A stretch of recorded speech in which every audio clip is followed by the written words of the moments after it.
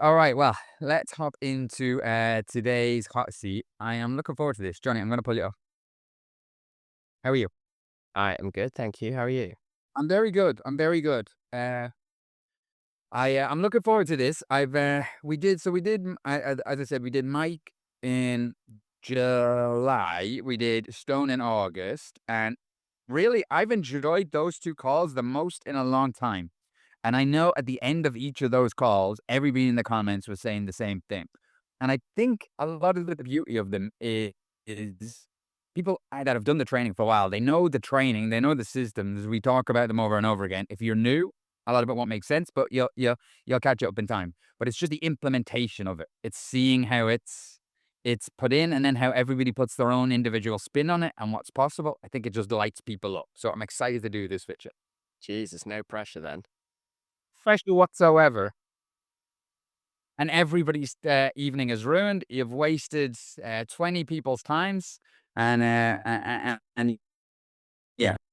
Well, that's why I became a DJ, ruining people's evenings, so I'm used to it. I did the way I always like to do these is let's start at the start. Oh no, let's start at the end, and let's work our way back at the start. Okay, so as of now, as of today, what have we got going on? Like, what's the things that we have to shout about today? Well, I guess let's start with the brand side of things. So I run successful events in London. We have another one on the 28th of September, which is actually my 30th birthday. So if you're around, you're all invited. Yeah, we're on track for a sellout for that. We've had some crazy. We've only been a label for 13 months, and we've had three Beatport number ones, about 700K streams on Spotify and counting. And we've had like two Injuna Deep artists sign with us. Well, they're now our artists. We are profitable as well, so we are confident that every pound we spend, doubt dollar or euro, depending on who you are, we are getting more than that back in return. We have just launched operations in Germany, like literally today, and I don't even know what our return on ad spend is, but it's looking like maybe it's already at 6x. It will go down a bit, but that's crazy considering we've only spent like £3 in ads already. Okay. So before we talk about launch and ops in Germany, so what exactly does that mean? Are we talking on the men's side? Are we talking on the coaching side? Are we? No, we have so the way we're making our money is we are selling products to, well, specifically USBs with our entire discography on. Currently it was only domestically here in the UK, which is still very profitable, which is going, and that means that we're making more money than we are investing as a whole, like by quite a substantial margin. And also we are now launching that to Germany and the rest of the EU. We have a man on the ground there who's going to do that, and we are going to also do it in the US and maybe Australia soon. And Okay. yeah, So this is one of these things. I've seen a couple of people do this where it's add in the Facebook feed by the USB. It's already got all the tracks on it, and we upsell them maybe afterwards. yes, pretty much. Okay, sweet, love it. Uh, so we got Elevation London. The brand is happening. Where have we done events with Elevation? We've done it at Egg. We've done it at Ministry of Sound. We've done it at various other venues in London. The next one's at Colours, which is like an underutilized one, but fucking sick. Done it at Pasha, Barcelona. And also we're gonna do it at in Berlin next year. That's why they asked me back. They want me to do a label showcase there. And now with our Germany ops, that's really good. And we're most likely gonna do one at AD next year as well. Okay, great. What else have we got in the bag? So I know you are running your coaching program as part of Elevation London, right? Is the coaching program as part of Elevation London, or is it do we No, it's class it separate? separate, but I am considering merging it. Makes sense. But yeah, that's going on. I have, I think, 55 students who are either in or have been through my program. currently enrolled are about 15 or 20, I think. I can't remember. I probably should know that. But that's like the people that are on my big program, but I also sell like pre-recorded courses, and I must have probably about 3 or 4 thousand people that have bought it since launching. Um, that's going good, and some of my students are like getting some crazy results. Like one of them's been on Above and Beyond group therapy twice and signed to one was signed to Armada spinning, Poker Flat, and like various other crazy labels. I love it. It's amazing results, but moreover, it's allowing you to work full time in music, right? Because you're teaching other students to produce, and it's letting you sit in the studio and earn when you're not performing. Yes, exactly. Um, there's that. And a lot of it is passive and based around my time, so maximizing my time, which is really important. Um, and I guess on my, artist profile side, a lot of it is baked into the brand, but like this year, I've been having some really good success. I've signed a track to Purified. It's releasing in October. I'd potentially signed multiple tracks to Sakura. I was playing a gig last weekend in London, and the A&R was there, and I said, "Hey, I'm gonna play the songs," and he's always been like, "Oh, it's a bit on the clubby side for us," but then because he saw it, he was like, "Oh yeah, now I get it." So I think now it's a done deal. Uh, I've Sekora. SEK. Ah, okay. Yes. And I have some big signings in the pipeline as well. I can't really discuss them, but they tend to go Good. anywhere like minimum 500K streams, which would be crazy.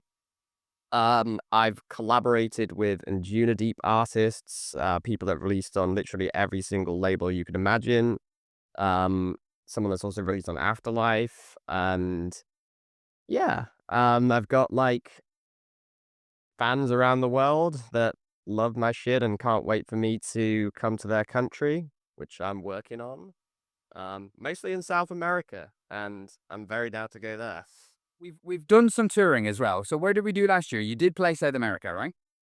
Um, Or am I wrong there? I played in Cuba. I played in Mexico. I have where else have I played? I played in Amsterdam. I played in obviously Berlin, Germany. Um, I think that's it so far. But yeah, And obviously all the London stuff. yeah. We had a Steelyard gig that was sold out recently, right? Yes, that's true. That was earlier in the year. I supported people on like legendary people like Ilka Klein, Ein Music, Simon Doty, Clanker Russell. No, yeah, Clanker Russell. Like, yeah, loads of people. Love it. Just pop Bucket Shade. We supported Booker Shit Design. Yeah. We gotta have Booker Shade in there. Okay. Uh, so like we've got a lot of wins here, and and more may come up, right? More may come up. Uh, Yes, I think a lot of are coming in the pipeline.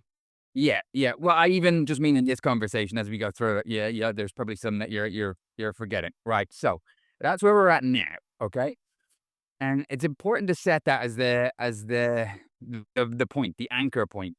Really, this is the first step in your journey because you have all of your results ahead of you. You're at the start of your journey right now, the same way as everybody else is. All of your results are done. They're behind you. They're gone. We wake up every morning at the very start. Okay, so what I want to do is let's draw a line under that and let's bring it back. If that's now, let's go back to. I think we started working together. Well, was it 2021, 22? Around then, yeah, I think 2021, end of it. I think it was end of 2021. Okay. Yeah. So, like, that's a good time to start. Remind me where we were at then. I know you were in a job that you hated. Yeah, I was in one of the jobs that I hated slightly less than my last job, but I still hated it. I was working as, let's just say, analytics for a startup. It was actually quite chill, but then I then got another final job in analytics in quite a high profile position at Deliveroo. Right. Um, I'm the reason why if you're in Manchester, you probably didn't get your orders because I don't give a fuck. But yeah, I was working there. I was doing music on the side. Like before the pandemic, I didn't really think I thought I was doing music, but I wasn't. I was just going out partying. And then during the pandemic, I got furloughed from my job, and then I had all the time in the world to blast out music. I made a load of gains, but then it was back in the job again. By the time I think I started working with you, uh, but yeah, I was taking it a lot more seriously then. Partying, job holding you back. Yeah, Okay. And so, like, let's talk about income from music. Did we have any? very little. I started doing mixing and mastering around the end of 2020, I think, or yes, the end of 2020, start of 2021, but I wasn't really getting any volume and it was few and far between. And I was generally working with really shitty people that uninspired me. So, Okay. Probably making like hundreds a month, would it be? which maybe 200 a month at best. Okay. 200 a month at best. Okay. What about gigs wise? Um, well, I found that before the pandemic, I had like a residency with a party, but then they just sort of ghosted me after a while. It was a bit of a thing. But like there wasn't really many gig opportunities because everybody was out. Like even the big guys were out of work and looking for jobs, and a lot of parties went under in the pandemic. So They did. maybe would play like once every 3 months on average, if that. Start playing once every quarter, Yeah, if that. they would be like small shitty gigs with like at best 50 to 100 people, at worst 5 people. At worst, dude, I flew. I was just listening to Just Ed, who's a legendary uh, host DJ. I flew in from Chicago 13 years ago.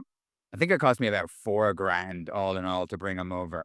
There was 6 people at that gig, right? One was him, the other person was his tour manager, one was me, one was my friend, and the other two were bar people. So it was nobody except if you weren't working there, you weren't at the gig. And it was, yeah, it was awful. So it can get a lot worse than that. Oh yeah, I know. I've been there as well. That is what I teach promoting now and I don't do it. Okay. So perfect. What in the way of releases? Because I know you've always been hot on the production. How were the releases back then? Yeah, I started like I think my first release was 2018 and it was a bit sporadic, but I in 2020 and 2021 I was like blasting them out on like either self-releases or on like small shitty labels that do literally nothing. So yeah, I've always been quite consistent, but then around that time, that was when I was like actually investing in my knowledge with mixing, mastering, and like whatever. But Okay. yeah, Okay. So like you were getting them out, but not to anybody that you really cared about. yeah. I mean, I always generally like would hit about bare minimum like a couple thousand. Sometimes it's about 10K, but like never more than that. And yeah, I mean, I think for somebody starting out, that is actually impressive, so to speak, because a lot of people go, 100%, 100%. Just getting the releases, just getting the tracks finished and getting them out is amazing. So it's definitely not to be knocked at. Getting that track exported and going, final version and going through all the final versions and actually just getting it out there, amazing. But we wouldn't progress from that, right? oh yeah, definitely. Okay, so before we move any further, can I just ask into the chat on this side of the sheet, right? And now look, it's really important that we set the frame here because I want you to understand what we're doing here is building the gap. Okay, you probably don't really care about Johnny's specific use case, but what you care about is how did he bridge this gap? Okay, if we have his current results and we have where he was in 2021, what were the strategies he used to jump from that to that? Now, I want to look at 2021. Let me know into the chat. Do you see any of that in 2021 that feels familiar? Having a job that you're working in that you're not really loving, doing music on the side, maybe partying is getting in the way. I spent my entire 20s with that being the case. Uh, 200 a month at best for music. Not many gig opportunities. Playing once every 3 months, if that, and then small shitty releases or self-release, you know? Um, Johnny, can I ask, like, when you were active, you can cast your mind back to that time, uh, like, you must have been hopeful that you could change it around. What was the thinking into it? Were you confident? Did you have those I think a lot of people have those niggles in their head, where they think, "Hmm, am I kind of winding myself up here? Am I fooling myself? Will this actually happen? Am I wasting my time here? Is everyone looking at me like I'm silly?" Did you have any of that, or or was it both? Well, I've always wanted to do music since I was growing up. Like before electronic music, I played in rock and metal bands and had like actually some pretty good success in one of my second bands. But it was always what I wanted to do, and I knew that I could do it, but something wasn't working. Yeah, But I did sort of have a sense of I would call it ignorant arrogance in the sense that I thought that everybody else was wrong and I was right, but clearly if everyone's wrong, then you're the one that's wrong. So, I became aware of that and just wanted to become better and knew that it was part of the process. But like, you want it all now and you have to realize it's a journey and a marathon, not a sprint. There's not really any such thing as an overnight success. And when you see an overnight success, you haven't seen the, I don't know, 5, 10 years of work that's happened before that. Um, but like, I did think that had a lot of potential. Just like something clearly wasn't working, and didn't know what the fuck I was doing a lot of the time. yeah. Like I asked that question because it's a really important question because I think every single person, if you're on this call right now, I think you'll some of what he just said will feel like your experience. I believe there's very few people on this call that will have that where you're not like, fuck, like I think I can do it. But also something's either not working or, there's a lot of competition. There's a myriad of emotions, right? So let's pop back in and let's actually start looking at how you started plugging that around. What I've liked to do the last couple of calls is just kind of run through it step by step because the way when we talk about creating something from nothing, in that training we talk about how you start here and it is a journey. If you try and go from where you are right now to headlining Pasha alongside Solomon, nobody's going to take you seriously. If I pitch Solomon right now and he's gonna laugh me out of it. But if I look at, who are the people, the parties, the gigs, the labels that are one step ahead of me, I can probably work my way up there. I can probably convince them to let me in. I can let them have a shot. I can work my way up. And then I just need to do it again. And then I need to do it again. And there, you can see with anybody's journey, there's a series of steps. And so I want to look at this chronologically and break it down and look at what worked for you first, second, third, fourth, and what didn't work as we go through it. So can you remember what was the first thing that you did that started to work? Um, well, aside from, of course, joining your amazing program, Mikey, these put you in there. The I think it was like realizing, it was during the pandemic, right? Well, I realized that like I actually wasn't fucking doing anything, and I thought I was. I'd be like going out like Friday, Saturday night, getting absolutely assholed, and writing off my entire weekend, and then, but I thought that I was working really hard, but I actually wasn't. Um, so when the pandemic happened, and the whole world shut down, it was just like, well, I don't really have an excuse for this, that I literally cannot go out partying. And I have all this time in the world to like make some progress because I got furloughed. I was getting paid to do nothing, which is great, which was kind of my mindset going into all future jobs anyway, but don't recommend you do that. But yeah, I was like, okay, well, let's fucking go for this. Let's actually grind it. And I think that, you know, anybody that is in a position of where they want to be, you just kind of see where they're at, but you're not seeing like all of the fucking hard work they're putting in, like the like waking up early, eating healthy, fucking going to the gym and shit, like all really important stuff, but like just actually committing and doing it and stopping doing shit that isn't productive or that you don't actually really want to do anyway, like going to your friend's birthday who you don't even fucking like and whatever, like just don't go. Spend that time working and your real friends will get it. So yeah, like it's important to like have that mindset. Um, and setting yourself boundaries to actually focus on you doing the things you want to do. If they're real friends, they will always understand. If they're not, then fuck them. You shouldn't be with them anyway. But yeah, that was an important step, I would say. Like just setting your mindset right, but also knowing that it is going to be a journey. Yeah, 100%, 100%. I think a lot of people have that where they feel like they're busy. You feel like we always talk about it, putting yourself out there. Whatever the hell that means. That literally just means I'm gonna go to parties. I'm gonna go to ADE because maybe I'll see somebody, or I'll go to a music conference because who knows who'll be there. And you don't really know what the outcome is. You just know that you won't one. And so you'll take what you can get. Whereas we wanna focus and get progress. Okay, so you had that. Um, what was the next thing that started to work? Once you started to put in the work, what were the tactics that we started implementing?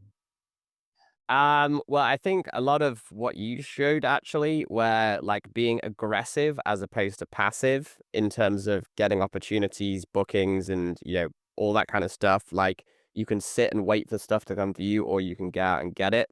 And case in point, a lot of my friends who are releasing on like literally the top labels are not getting booked, and I'm playing bigger shows more often than they play.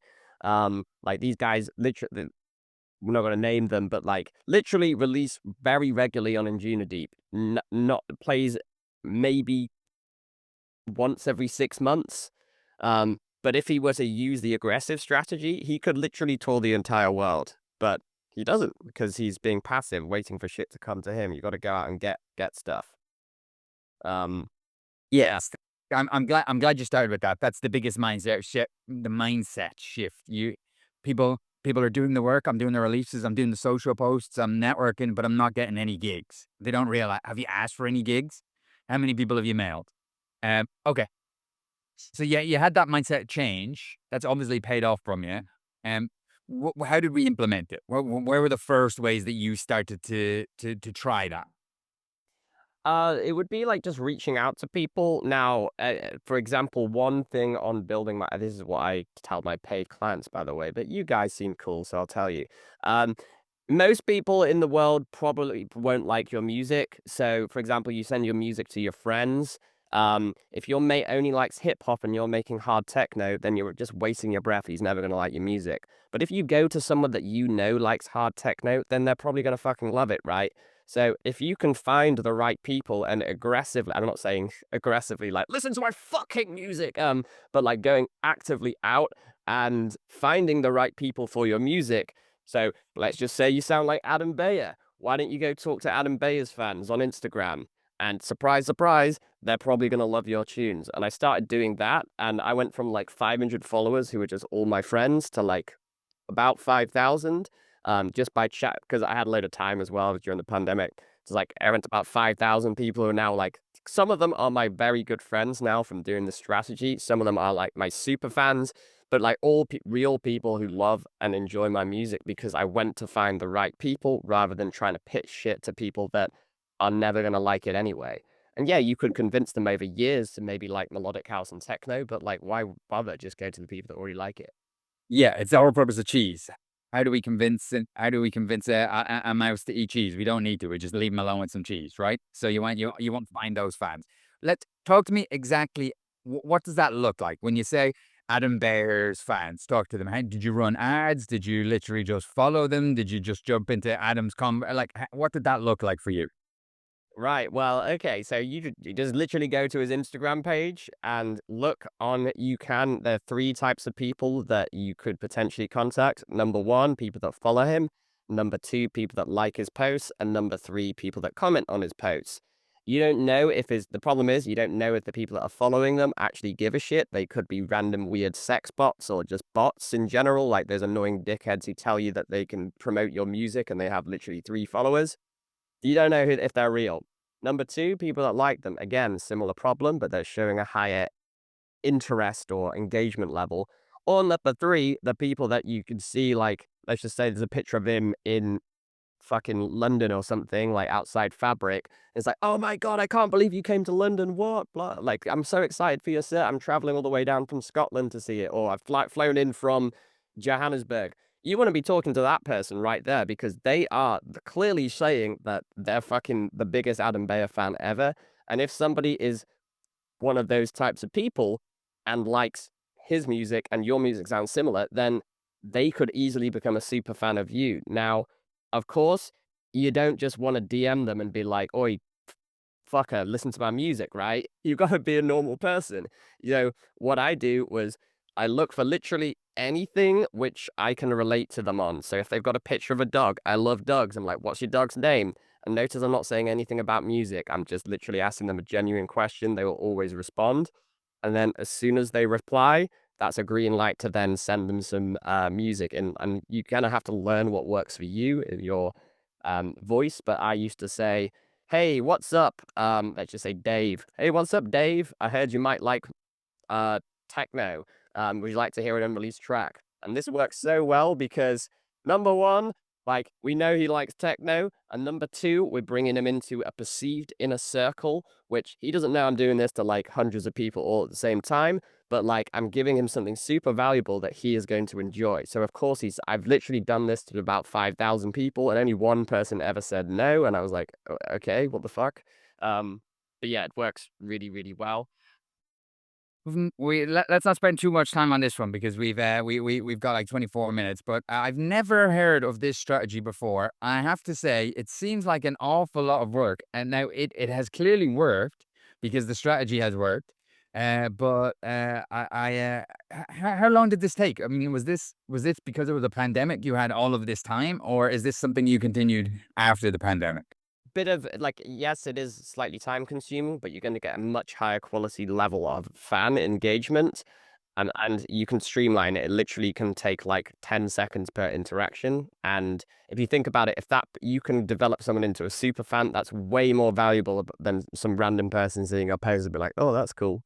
Um, and yeah. Sorry to cut you off. I'm in the end room here, so the Wi-Fi is a bit laggy. Um, okay, that's an interesting one. I would love to see if anybody else wants to just try that. And Lex wants to know, was it DM or just commenting on their posts? Was it a mix of both? I've tested both. Commenting first with something not related to your music works better, but also you have to look like a professional account for this to work. Should say Yeah. that. But yeah, you can try both. Like experiment what works for you.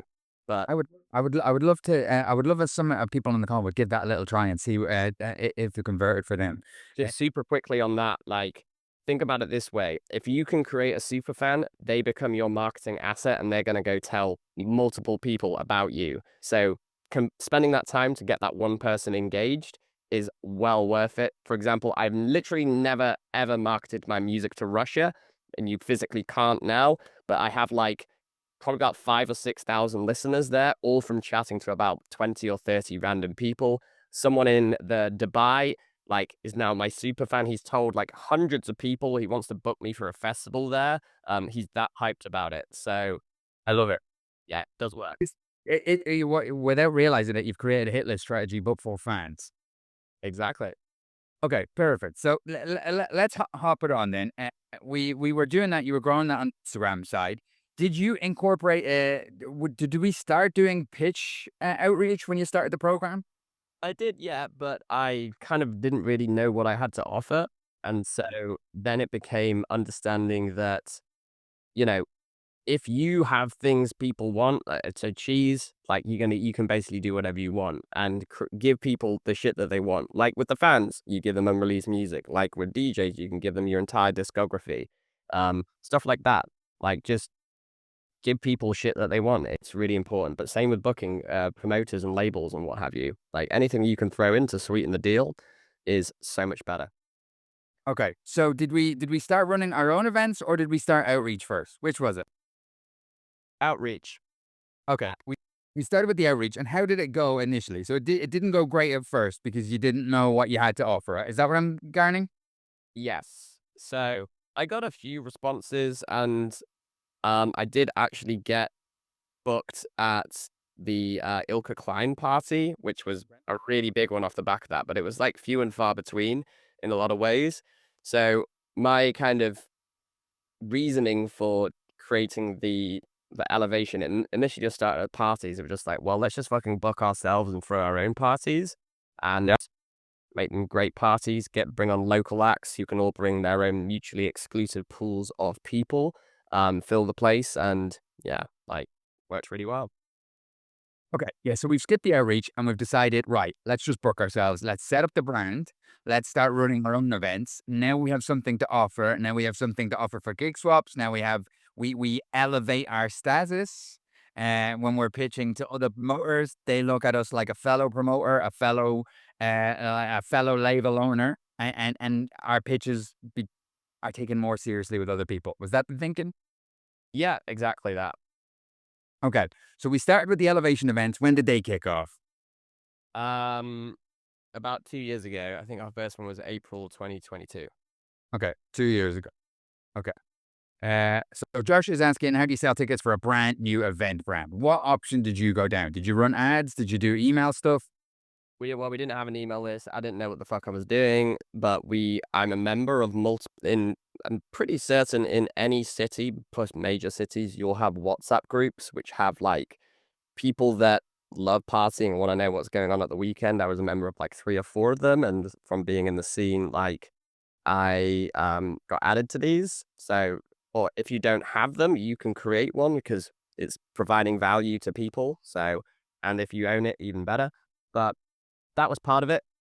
And then also we decided to book like as many acts as possible, like my friends who I know also DJ, but like have different pools of people. Um, we didn't have any marketing, but I think we like boosted some posts. I didn't know what the fuck I was doing. It's wasting your money, but like most of it came from friends of friends, friends of the DJs, and just having as many people on as possible. Okay, sweet. So that's how we got the initial momentum with it. Since then, I mean, I know you've had parties that have done great numbers. What's the strategies that we've learned and layered on there since to move those events forward? What's you've seen work the best? Try to do collaborations with other small parties so you can use their audience as well. Um, and you can go play for them as well, which is nice. We did collabs with these people called Junk Collective, who Nor, the guy that runs it, is one of my very good friends, and I was actually playing with him 2 weeks ago at another party, who hooked me up with that actually off the back of doing that. And yeah, just like keep trying to do that. Now, we did experiment with a lot of things, and some of them didn't work, but like, Or what did work? Let's because that's just as important as what worked. um, I guess like going too big too quickly. Try keep it small and exclusive, and try fill the place. Because if you just have an empty-ish or a room that feels empty, it's not good. Rather than having a packed, vibey club, really good. Yeah.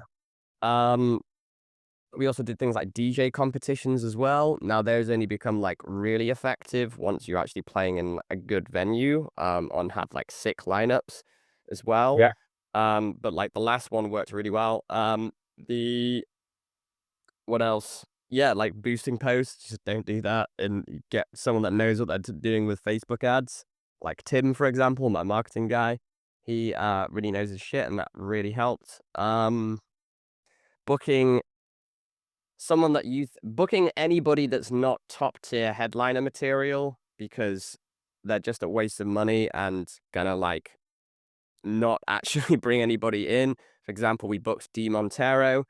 outside of the people that would have came anyway, he probably brought about 6 additional people that I've not seen at our parties before, so we just wasted 2 grand on him. But to be when we say book, we're like you had lots of DJs there. This is talking about a headliner booking that you've got to pay the flights and the hotel and all that crap for. Yeah, he was not worth it at all. Okay. So, like, what I want to pull it back into is wins wise. We talked about, the three B port number ones on the label. So you launched the label as part of the events. So we had the event Elevation London. When did we decide to launch that as a label? Because I think the label has been the most useful thing for you, leveraging everything else. Oh, yeah. Um, we decided to do it, well, we launched July of last year, was our first release, but I think we were talking about it in, like, May time. I was always thinking about doing it, but, like, never did. But it came out of, like, sort of necessity. I was just getting so sick of labels saying, "We love your style, but it's too different for us," and just having shitty experiences with sending to labels, and I still am getting the shitty experiences with people you might think are very prestigious, but they absolutely suck in terms of their customer service, I guess you would call it, or just their comms. Like, fuck that. If I want to release something, I'm just going to release it whenever I want. Uh, So you were struggling getting stuff signed with the sound that you were making until you decided, right, I'm going to back myself here. I've already backed myself with the events and they've started to roll quite well. Now I'm going to back myself with the music and I'm going to put out my own sound. We're going to make it work, however we make it work, right? Pretty much, yeah. And because it's our baby, so to speak, like, we are happy to invest in it and make, like, decisions and experiments to see what does work. And through a lot of experimentation, we have found the winning formula. And like, yeah, just we have full control over it as well, which is really important because, if you're a slave to another label, they release it when they want to release it. You have to deal with their royalties. You have to deal with all their shitty promotion if they even do any. And particularly small to mid tier labels will do fuck all that you can't do yourself and do better.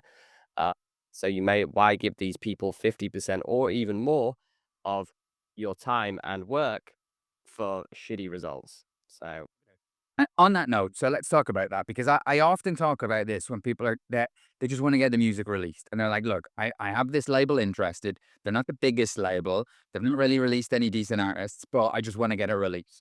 I always say, self-release it on your own label if that's the case, and you put some marketing behind it because if they're not getting good results now, they're not going to get good results with your music, and they're going to be nowhere near as motivated as you are for your release to do well. And so talk to me then, straight out of the gates. The first you had a genre beatport number one with your first track, right? second, but yes, close. Second, okay, but let's go. Fifth one was also a number one. We've had three beatport number ones in the first year Yeah. in the respective charts, so we're on three now. Uh, It's also worth noting, like, we don't really give a shit about Beatport. We care about Spotify. So, like, it's crazy. Yeah, we talk about this mainly because, and it comes up all the time. Beatport number ones, they're not going to do anything for you, but they're a nice little dopamine rush for that day, and you can say you did it, and it's a good indicator that hey, something's working. Also, it's a nice little hotspot when we're pitching promoters and we're pitching other labels. We could say, hey, we've had X amount of Beatport number ones, and it's just one of those indicators out in life that make people sit up and pay a little bit more attention than they may have before. So how do we think we got those B port number ones? What were some of the tactics that we used? Well, obviously, having good music certainly helps with that. But I guess if you look in the charts, like, some of it is actually pretty garbage. But anyway, one thing I would say is focus on collaborations. Like, the more people that are collaborating in a track means there are more people that can push it from their end. They have friends, they have family that you can get to buy it to get it in the charts initially. Get remixes in as well. Again, same thing. More people that are on the release in general means you have more people that can push it, particularly if you get people that believe in your vision and vibe and you can give them a good deal, they will get behind you. Um, so that's kind of what we did to get in the initial push, because I think um, Nicholas and Madison, who were the artists on the track for that one, they were like always pushing Beatport, and we were just like, okay, cool, we don't care. But they were pushing that, and we were like, Spotify is the way to go. But then we saw it was in the charts, and we're like, oh shit, it's quite high in the charts because they've got some audience. So then once we saw it was in the charts, it's like, all right, let's fucking push it to the top. So some of this was bribery, I would say. So asking all of my friends and family and all of our collective friends and family, be like, hey, look, if you buy this, I will literally send you the £2 or whatever it is to buy this. And most of them, because they're my friends, is like, nah, it's all good.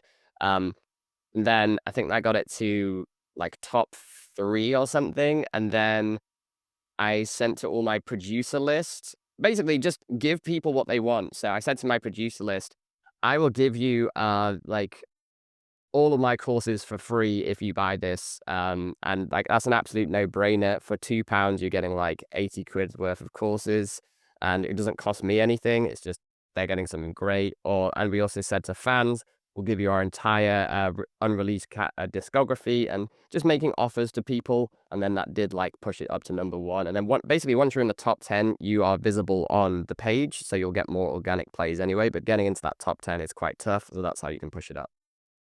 Okay, yeah. So I wanted to run through that because quite often people then they'll sit back and they'll go, "Okay, I didn't hit #1 with that." But this one specifically, this is the one that worked for Stone.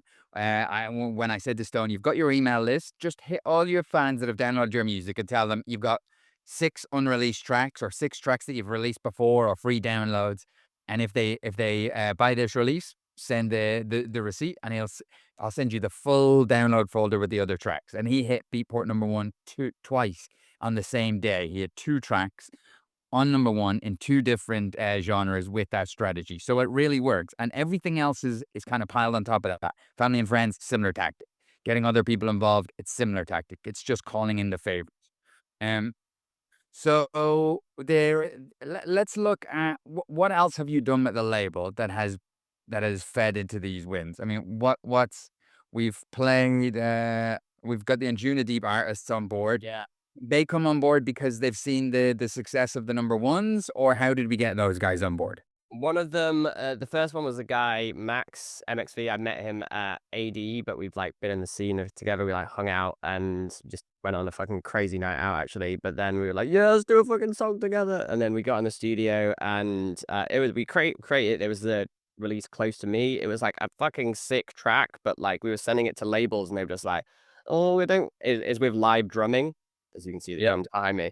Um, and so, like, a lot of the labels are just like, "Oh, we're not really sure about this. It's not quite for us." But we were like, "This is a sick track. Like, we want to try and get a home for it." And then we were trying to place it for about a year, and then this is when I started the label. I was like, "Hey, dude, look, we can just release it on my label. I want to get it out there. Like, I'll give you like a really good deal on this, and we'll put it out." Um, and he was just like, "Yeah, sure, all right, let's do it." And then that one also went to #1, which was great. But also, like, we booked him at our parties before. We've like we'll say like, look, like if you're on the label, you get priority sets and shit like that. And like just making it so that like, even if the track were to flop, which it didn't, it did very well, he would still get something out of it. And similarly to what we said with Departure or Dom, again, same thing. We're just like, hey, look, we run this big radio show. We had a radio show as well, but we've stopped doing that. But we was like, hey, look, if you're part of the label, we throw events here in London. I know you've not played here before. If you sign with us, we'll book you at the next party. He's literally playing at the next party now. Um, the track didn't do as amazingly, unfortunately, but either way, he's still getting to play at our party. Never played in London before, so he Uh, gets uh, something out of it. Amazing, amazing. So like you're building community around your own label, which is like one of the main reasons to have the label. You're getting the artists on the label, then you're getting those artists that are now on your label into your parties, and you're just growing that out. You're building a thing around Elevation London, which is where the magic is. I mean, that's where it's all about who you know. Um, Before we move on, can I just ask everybody into the chat, what's been most useful so far? What's stood out to you? What's something that you can steal? What's something that you see Johnny's done that you would like to do yourself?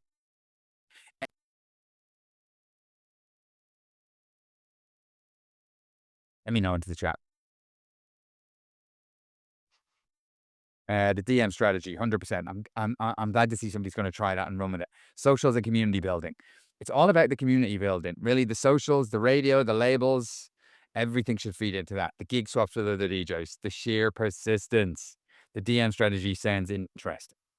Okay, lots of good stuff. Emails for the releases and the DMs. Okay, beautiful. Johnny, tell me, where was it, October 2022? I know we started working together on your coaching program. Were you doing the coaching before then, or did you, was that when you added it in for the first time? No, I was doing like mixing and mastering, but I also did like a kind of in person, I'll show you what I'm doing and teach you mixing and mastering kind of thing, which was going well. I would charge a premium for that, but it's just hard to scale. So it's kind of like give him a rather than give him a service, like here's a finished track, it's like give the man the fish kind of deal. No, give the man the rod, not the fish. um, so like I saw that was working well, but yeah, the coaching only started from November onwards. Okay, perfect. And so, guys, and everybody on the call, I want you to think about this as it relates to you, right?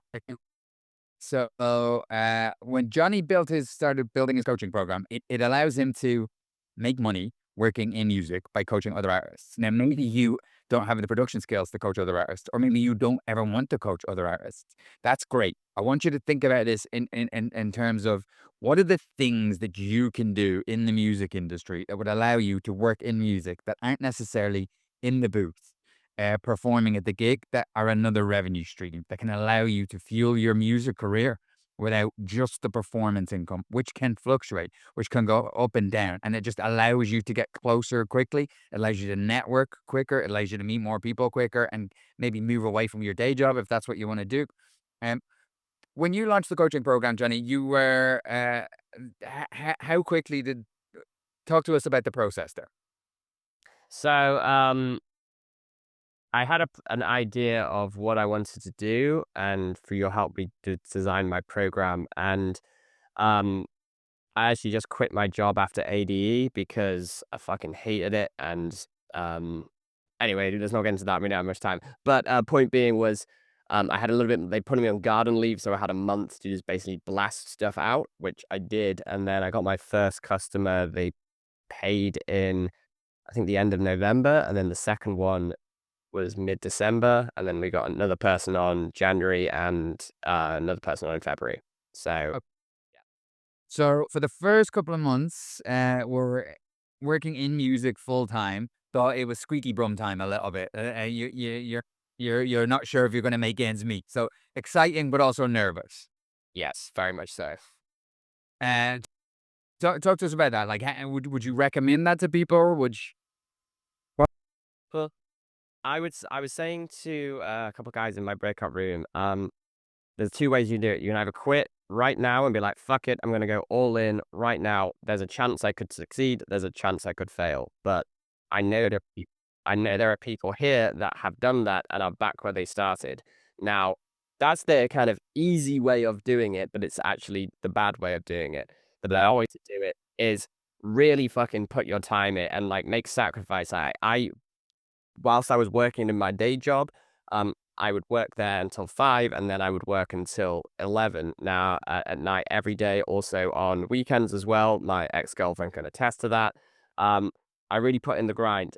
What you should do is try get to the minimum viable product of anything you are trying to sell, whether you're doing coaching, whether you're selling products, whether you're doing courses, whether you're like, but not necessarily production coaching. If you're good at marketing, you can help people who aren't good at marketing in the music industry or any other industry. It doesn't really matter, but like it get could, it, it could also be merch. It could even just running your own events. It can be, run your own events and getting sponsors on it. It can be a million things. Everybody has one thing that they can find that isn't DJing that will bring in a good income within music. right. So get to the like the cash generating stuff as quickly as possible. And even if you have like a shit like the first um fucking cohort of the program was a little bit of a shit show. I didn't know what the fuck I was doing. It's so bare bones. But now it's like super comprehensive. Like I've learned from every single cohort now, and it's working. But also it's designed specifically in a way so it minimizes the amount of time that I need to commit to it, but also maximizes the amount of goods that people get. But I still have more free time to work on other stuff. Another thing as well, I would say is try and make something as passive as possible. So on top of the program, I have people like literally looking at my messages right now. I've had like 5 or 6 people since we've been on the start of this call just give me cash from the pre-recorded courses. I literally don't have to do anything. They're just putting cash in my account. So if you spend, let's just say, a week designing a product that could be sold, or a service that could be sold passively for many years, if even life, you should absolutely do that, because that's going to chip away at your monthly expenses. And then as soon as you're matching what you would make in your day job, you can transition over, or Yeah. you can buy back your time. So let's just say you work, break down your salary into what you earn per day, so 5 days a week. So if you can earn your income through music to match one day of what you would make from your day job, take that day off and go more part time, then 3 days. Sorry, 2 days, 3 days, 4 days, until the point where you can just transition over. That's the better way to do it. But by doing a lot of stuff passively as well, it's just like you're earning money literally while you sleep. The 4 Hour Work Week by Tim Ferriss. Amazing book. Everybody should read. The passive income is a really interesting one that you're talking about because I know you do coaching and so you have your courses flying out. I think a lot of people on the call will be wondering, what can I do that's passive income? Straight away, the easiest one is sample packs.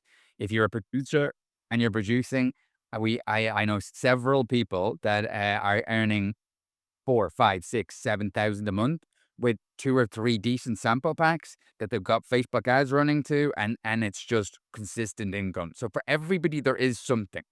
Um, Yes. Johnny, to because we're running out of time. I don't want people to run over. One thing I did want to, I wanted to look at is, I remember as we were going through it. So when you launched the label, you launched the event series, then you launched the label. Then the labels started running out and you had a couple of Beatport number ones. And all of a sudden there was a time when you made a comment in the chat that the people that you wanted to sign with, the people that you had dreamed of signing with, all of a sudden were replying to your messages and were taking you seriously. Do you remember that? Yes, I do. Yeah. Okay. Talk to me about that because that's the important part. The bit where all those people I want to play with are now giving me the time of day and actually want to get on board with me because that's the magic watershed. Yeah, so at the start, no one's going to trust you. I just think you're all another one of those shitty labels that's going to fail. But you've got to like use your network to get those results. So the first few releases were just myself, my friends, and some of my students who had great tunes. Like for example, in my program, we have the trap feedback call, and I was like, "Hey, we could release this on Elevation," and they'd be like, "Sure, cool, let's do it."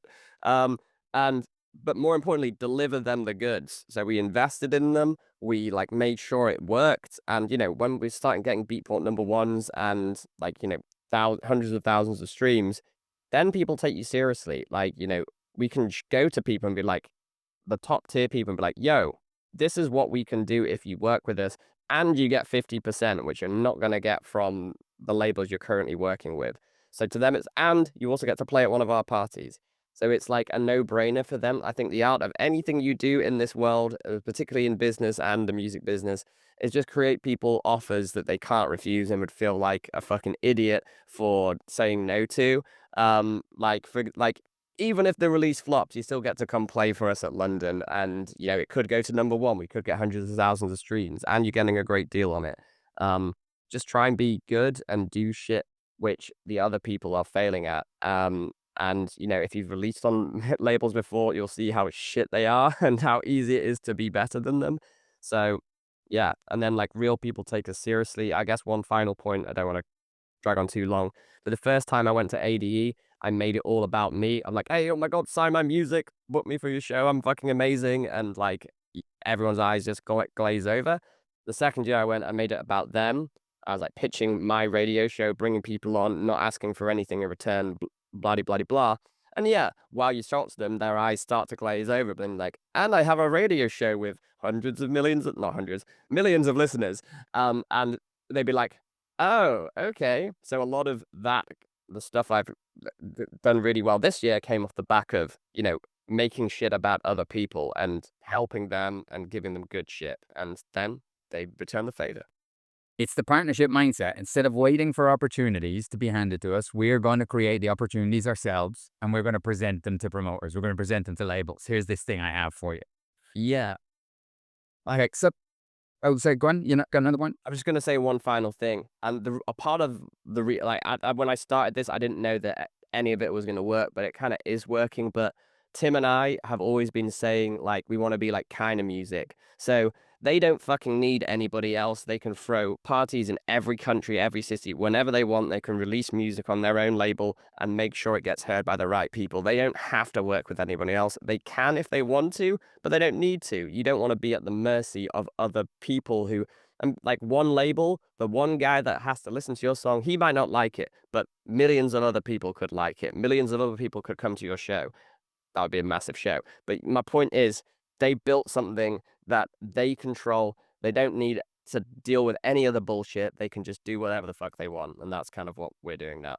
Yeah, 100%. You backed yourself. You backed yourself and you booked yourself. It's one of the easiest ways to consistency and success if we go all in.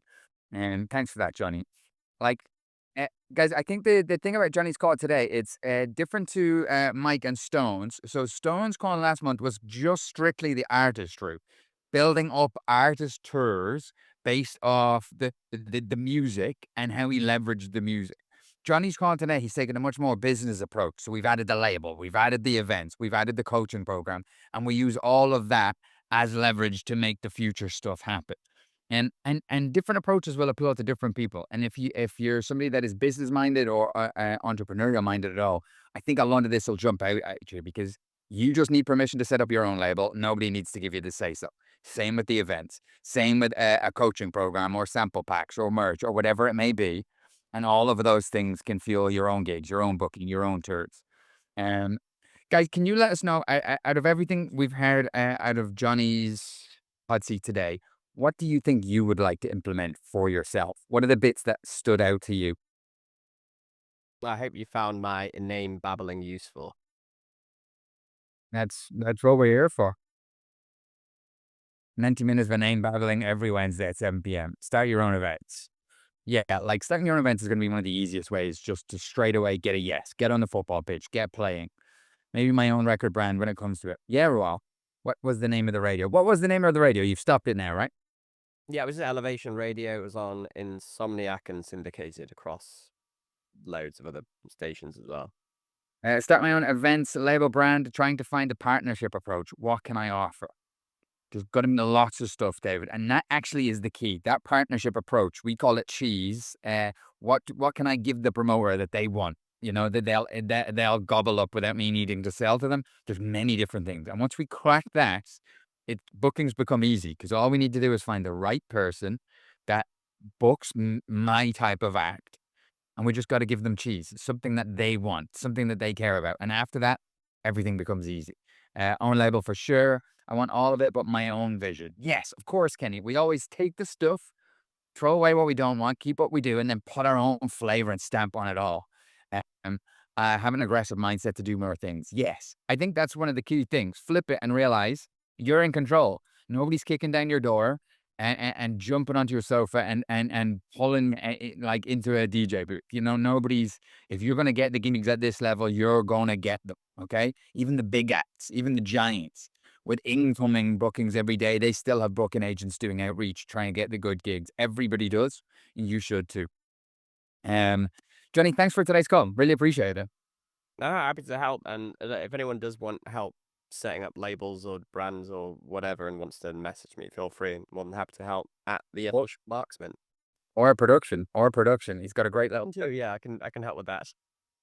Yeah, dude, I've absolutely loved seeing your progress since you've come in. I know we've worked together on this program and also on the coaching program.